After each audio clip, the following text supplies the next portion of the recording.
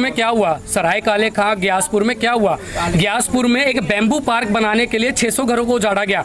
वो bamboo park में हम जैसा गरीब थोड़ी ना जाएगा, वहाँ पर अमीर लोग आएंगे, गाड़ी से आएंगे और चिल करेंगे। सिर्फ अमीरों को, वो पूंजीपतियों को वो पार्क देने के लिए 600 घरों को उजाड़ा गया। 600 सिर्फ वो देखने में 600 घर थे, लेकिन अगर मैं बात करूँ 600 घरों में कम से कम 1500 से 2000 परिवार थे, जिन्हें आज सेंट्रल गवर्नमेंट कहती है कि आप लोग द्वारका में रैन बसेरा में जाके रहिए। सभी लोग जानते हैं रैन बसेरा सिर्फ नाइट शेल्टर होता है। उसका रीज़न ये है कि अगर हम लोग उनके बराबर खड़े हो जाएंगे तो उनका ना वजूद ख़त्म हो जाएगा। सभी लोग जानते हैं कि अगर एक गरीब तबका शिक्षित हो जाएगा, पढ़ जाएगा, अपने लिए लड़ना सीख जाएगा, अपने हक की बातें करना सीख जाएगा, तो ये पॉलिटिशियन जो चल रही है आज हमारे देश में, वो चाहे कोई भी सरकार हो, बीजेपी हो, आप हो, कांग्रेस हो, बहुजन समाज हो या कोई दलित पार्टी हो, जो भी कोई पावर में आता है उसका यही रोना है कि वो बोलता सब कुछ है, कभी किसी के लिए करता नहीं। इवन जो उठना भी चाहता है, हम जैसी सोसाइटी से कोई उठना भी चाहता है तो वो उठे कैसे, उसको कुचल दिया जाता है, दबा दिया जाता है, उसके हक की बात को ऊपर नहीं रखा जाता। मैंने एक हरदीप सिंह पुरी जो कि हमारे आवास मंत्री हैं, उनका एक ट्वीट पढ़ा था जिसमें उन्होंने लिखा हुआ था कि कुछ बाहर से लोग जो आ रहे हैं वो, लेकिन जो भारत के सिटीज़न हैं, जो यहाँ के मूल निवासी हैं, जो यहाँ इस भारत की वृद्धि के लिए जी तोड़ मेहनत करते हैं। और बात अगर टैक्स की आती है तो हम लोग बचपन में जब पैदा हुए थे, एक इंजेक्शन से लेके एक शूज़ खरीदने तक, एक बुक खरीदने तक, एक पेन खरीदने तक, एक पेन की निब चेंज करने तक हम लोग टैक्स देते हैं, सरकार को देते हैं। और वही सरकार यहाँ के मूल निवासियों को खदेड़ कर भगाना चाहती है। और सरकार ही नहीं, बहुत सारे पॉलिटिशियंस ऐसा करते हैं और वो एक ही समुदाय के लोगों के साथ करते हैं, वो है गरीब तबका या गरीब वर्ग। वो होता यूँ है कि वो लोग सोचते हैं कि गरीब वर्ग के लोगों के पास एक तो समय नहीं होता। हम लोग क्या होता है कि 9 बजे निकले अपने काम पर और रात को 10 बजे आए, और हमारे पास समय नहीं होता कि हम लोग अपने लिए लड़ें।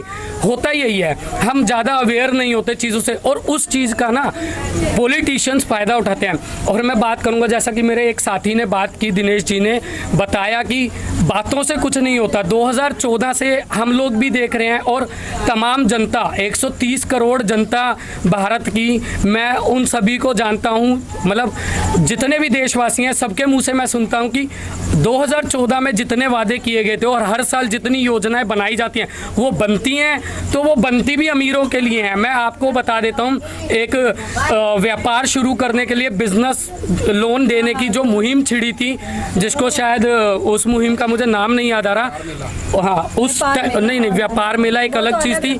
मैं 2018 में एक्सिस बैंक में जॉब करता था, उस टाइम की बात है। अगर हमारे जैसा बंदा एक बढ़िया बिजनेस, एक सॉलिड बिजनेस प्लान भी लेकर के आएगा ना, तो इतने सारे डॉक्यूमेंट्स की गड्डी उसको देनी पड़ती थी, तब जा कर के उसको लोन मिलता था। और वहीं कोई एक सेटल्ड बिजनेसमैन एक अंदर से एक क्या बोलते हैं उसको चेक लगवा देता था, उसको वो लोन इजीली मिल जाता था, क्योंकि उसका रेट ऑफ इंटरेस्ट 10 से 12% हुआ करता था, और नॉर्मली जो बिजनेस लोन होता है उसका 18%। तो गरीब तबका कैसे वृद्धि करे, हम लोग कैसे बिजनेस खोलें? हमारे पास अगर बिजनेस प्लान भी होगा ना, हमें अगर ऊपर भी जाना होगा तो ये सरकारें नहीं जाने देंगी। और उसका रीज़न ये है कि अगर हम लोग उनके बराबर खड़े हो जाएंगे तो उनका ना वजूद ख़त्म हो जाएगा। सभी लोग जानते हैं कि अगर एक गरीब तबका शिक्षित हो जाएगा, पढ़ जाएगा, अपने लिए लड़ना सीख जाएगा, अपने हक की बातें करना सीख जाएगा, तो ये पॉलिटिशियन जो चल रही है आज हमारे देश में, वो चाहे कोई भी सरकार हो, बीजेपी हो, आप हो, कांग्रेस हो, बहुजन समाज हो या कोई दलित पार्टी हो, जो भी कोई पावर में आता है उसका यही रोना है कि वो बोलता सब कुछ है, कभी किसी के लिए करता नहीं। इवन जो उठना भी चाहता है, हम जैसी सोसाइटी से कोई उठना भी चाहता है तो वो उठे कैसे, उसको कुचल दिया जाता है, दबा दिया जाता है, उसके हक की बात को ऊपर नहीं रखा जाता। मैं आपसे ये पूछना चाहूँगी, जो पूरी बस्ती है यहाँ पर कितने परिवार के लोग रहते हैं जिनके घर तोड़ने की बात हो रही है? मैं आपको बताना चाहता हूँ, एक नोटिस लगा था 2 तारीख को या 1 तारीख को, जो नोटिस लगा था वो पूरा इंग्लिश में था। मैं एक चीज़ मोदी जी से और पूरे भारत से मैं एक चीज़ पूछना चाहता हूँ, क्या भारत में 100% देशवासियों को इंग्लिश आती है? इंग्लिश में इसमें सरकार जो मुहिम छेड़ती है कि इंग्लिश बचाओ हिंदी बचाओ अभियान, हमारी मातृभाषा को बचाना पड़ेगा क्योंकि उसका वर्चस्व खत्म होता जा रहा है, उसका वजूद खत्म होता जा रहा है धीरे धीरे। हिंदी दिवस भी हम मनाते हैं। वहीं एक डीडीए की अथॉरिटी, एक DDA department, Delhi development authority एक नोटिस लगा के जाती है गरीब बस्ती में, जहां सबको पता है कि लोग इतने एजुकेटेड नहीं होते इंग्लिश में। तो वहां पे हमने उस नोटिस को हिंदी में कन्वर्ट किया, जहां पे खसरा नंबर मेंशन नहीं था, जहां पे ये मेंशन नहीं था कि कितना हिस्सा हमारा टूटना है, जहां पे कोई भी चीज़ क्लियरिटी से नहीं थी।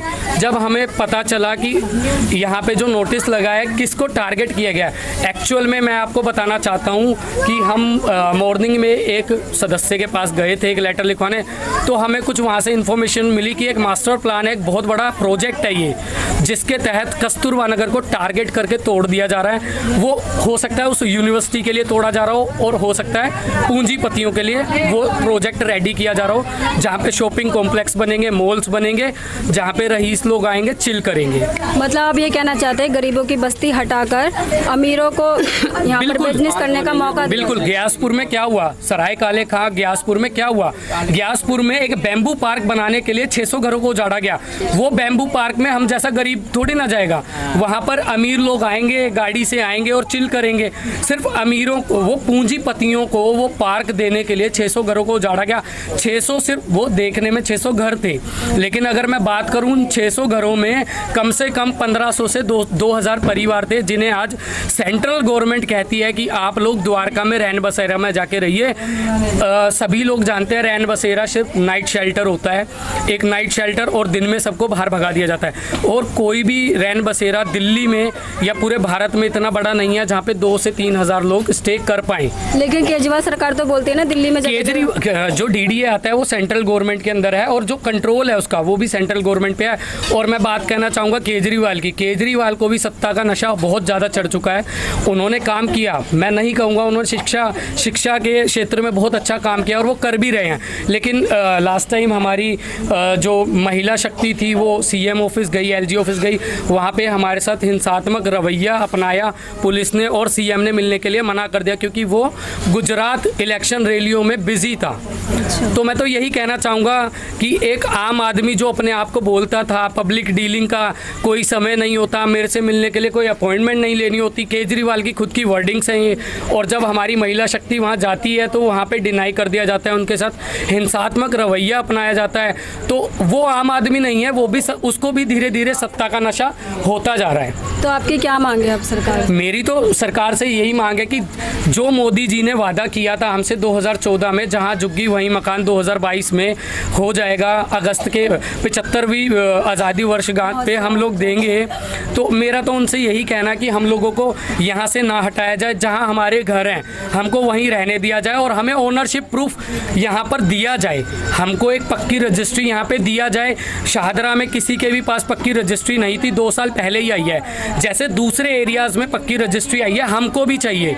हम भी इस देश के नागरिक हैं, हम लोग भी वोट देते हैं, हमारा भी सत्ता पे उतना ही अधिकार है, हमारा इस देश पे उतना ही अधिकार है जितना दूसरे लोगों का है, जितना राजनेताओं का है। ये जो अगर आप बता रहे हैं कि ये बस्ती को इलीगल बोल कर तोड़ दिया तो सरकार नहीं तो मुहैया करेगी। मैं आपको एक चीज़ बताना चाहता हूँ, सुप्रीम कोर्ट और हाई कोर्ट का एक लॉ एंड ऑर्डर है जिसके तहत अगर आप किसी भी अगर आप एक रोड पर एक छोटा सा घर बनाकर रहते हैं, वहाँ पर भी अगर आप 20 साल रह लेते हैं तो वो लीगली आप वहाँ के ओनर होते हो, आप ओनरशिप प्रूव कर सकते हो।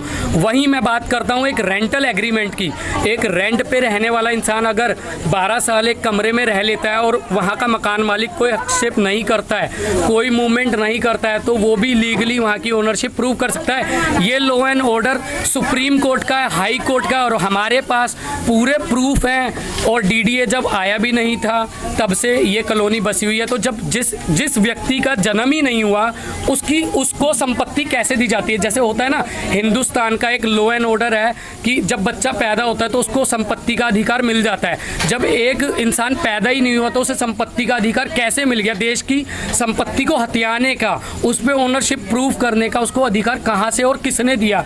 कौन सी वो सेंट्रल गवर्नमेंट है जो कहती है कि बच्चा पैदा होने से पहले उसको उसके बाप की संपत्ति का अधिकार दिया जाएगा?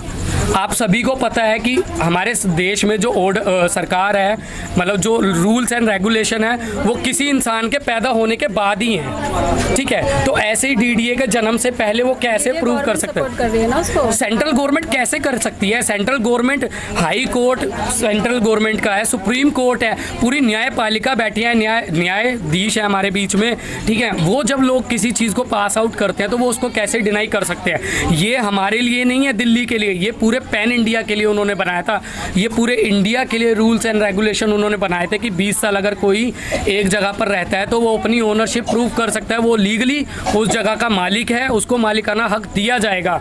इसके लिए सुप्रीम कोर्ट, हाई कोर्ट का वो दरवाज़ा बिना वकील के, बिना वकालत किए खटखटा सकता है अपनी मांगों को सरकार के सामने रख। पहले पाकिस्तान था ही नहीं, हिंदुस्तान था। हिंदुस्तान में अमृतसर नाम की एक जगह है, अमृतसर लाहौर नाम की एक जगह है, जो जब डिवाइड हुआ था, पाकिस्तान और हिंदुस्तान का बंटवारा हुआ था, तो ये 2 पार्ट में बट गया था, जिसमें आधा अमृतसर हिंदुस्तान को दिया गया है, अटारी बॉर्डर जिसको दुनिया बोलती है, अटारी बॉर्डर के उधर का हिस्सा पाकिस्तान को दिया गया है। जब डिवाइड हुए थे हम लोग, तो जो हिंदू थे उनको हिंदुस्तान में पटका गया था और जो मुस्लिम थे उनको पाकिस्तान भेजा गया था। तो हम वो हिंदू हैं जो पाकिस्तान और हिंदुस्तान की रेखा बनने से पहले हम लाहौर में रहा करते थे। वो जब पाकिस्तान नहीं था, वो हिंदुस्तान थी, और वहाँ से हमको खदेड़ कर भगा दिया गया कि क्यों? क्योंकि हिंदुस्तान हमारा और पाकिस्तान मुस्लिमों का है। यही मुहिम थी ना पहले, यही था, सब लोगों ने देखा भी और पढ़ा भी यही है। तो हम वो लोग हैं, हम पाकिस्तान से बिलोंग नहीं करते, हम लोग पैदाइशी हिंदू हैं, हम इंडियंस हैं। इंडिया की सिटीजनशिप हमारे पूर्वजों से लेकर चलती आ रही है। हमारे पूर्वजों ने, राजपूत के वंशज हैं, उन्होंने लड़ाइयाँ भी लड़ी हैं और बहुत योगदान दिया है, अपना बहुत खून भी बहाया है देश की आज़ादी के लिए। देश में पाकिस्तानी भी जानते हैं। इवन अगर आपको पता हो कि बांग्लादेश भी एक अलग देश बाद में बना था, जब उन्होंने एक डिमांड छेड़ी थी, जैसे पाकिस्तान ने इंडिया से की थी कि हमें हमारा अलग देश चाहिए। आप सभी जानते हैं डिवाइड होने से पहले हम लोगों को यहाँ पटका गया था, जब हिंदुस्तान पाकिस्तान का बंटवारा हुआ था, और उस टाइम पे कुछ ऐसा फिक्स भी नहीं था। उसी टाइम हिंदुओं को एक तरफ कर दिया गया था और मुस्लिमों को एक तरफ कर दिया गया था। हाँ, तभी से हम लोग यहाँ बसे हुए हैं। हाँ, एज अ रिफ्यूजी आप कह सकते हो। मिलेट टाइम्स को आपकी ज़रूरत है, हमारी आप माली मदद करें।